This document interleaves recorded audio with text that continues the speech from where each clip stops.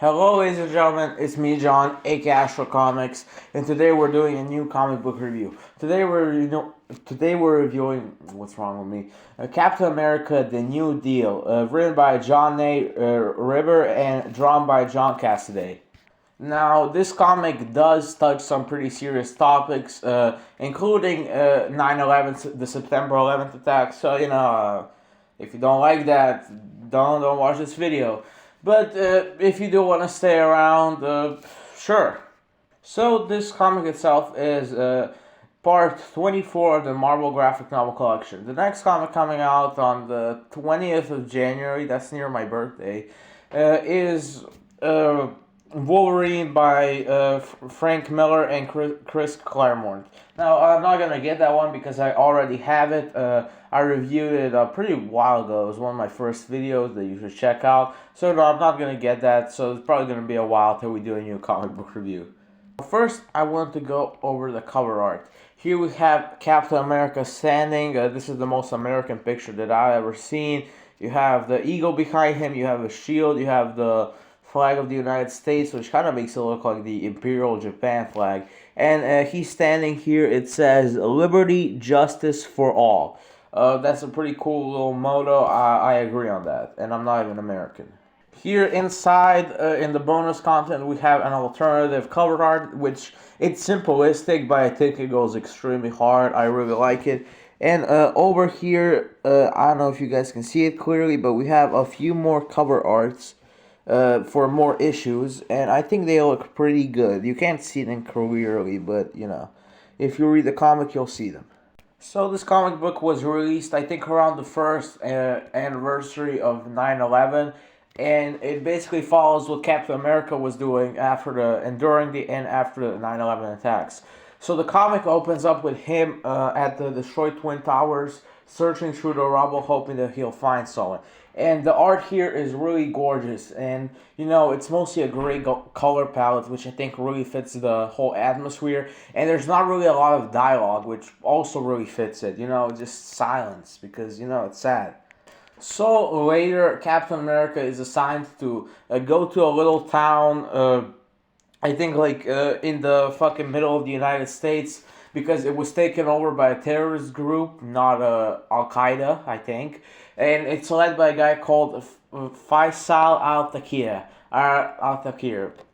I'm not sure if I'm pronouncing that correctly, but yeah, the whole place is mine, and Captain America has like 10 minutes to get in, 20 minutes, 10 minutes to get in, deal with Al-Takir, and get the hell out of here.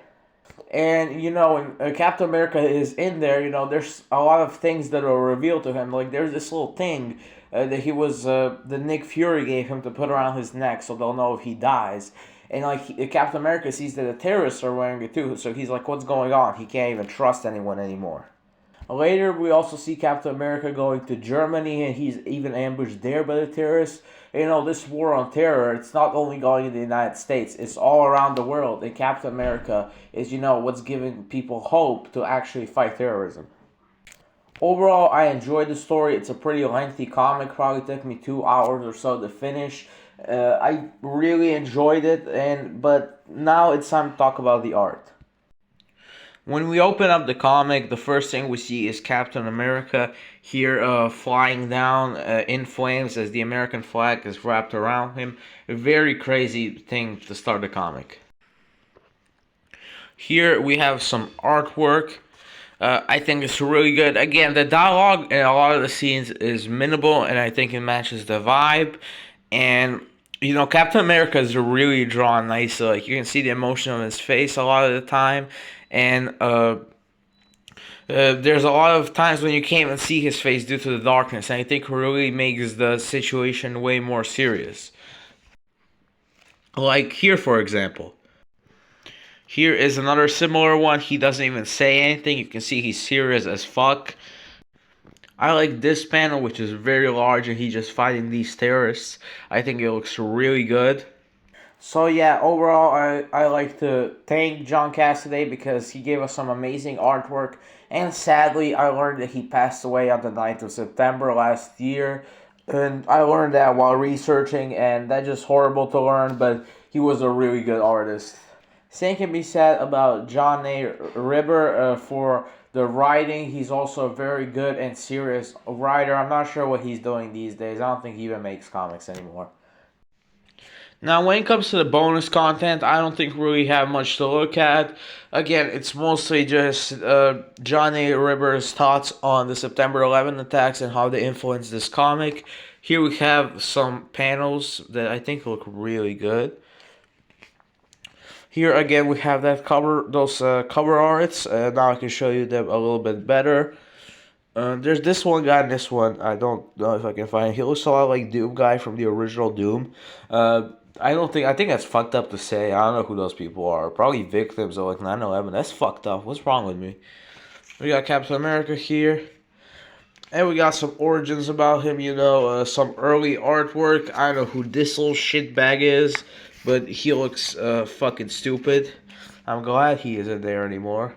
So yeah, the final rating for this comic is going to be 9.4 out of 10. I think this is a comic that's really worth picking out. Captain America really never misses. From all the Captain America comics I've read so far, which I think are like 3 comics, they've all been really good, and I really enjoyed them. So yeah, 9.4. I think you should definitely check this comic out. So yeah, that was it for this video. If you enjoyed it, make sure to like and subscribe and turn the notification bell to never miss a new review. This was Astro Comics signing off. See ya.